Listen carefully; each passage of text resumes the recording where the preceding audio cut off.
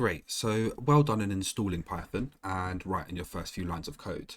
Now, before we dig into the basics of Python programming, I want to introduce to you PyCharm, which is an integrated development environment.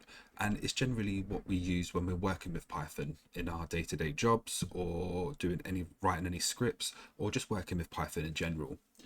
Now, you can go to Google and type in download PyCharm and you'll be presented with this website, and you'll have three options: Windows, Mac OS or Linux. Be sure to select the appropriate operating system that you're working on. You can see we have a professional edition and a community edition. Community edition is absolutely fine, and will serve the purpose and is absolutely free. Let me just show you the link so I am sure that you're on the correct one. So it would be on jetbrains.com/pycharm/download. So that would be that. Once you have downloaded it and installed it, what you should see is something like this. When we're on here, you just want to select new project. And for this, we will do Python basics. And that's fine.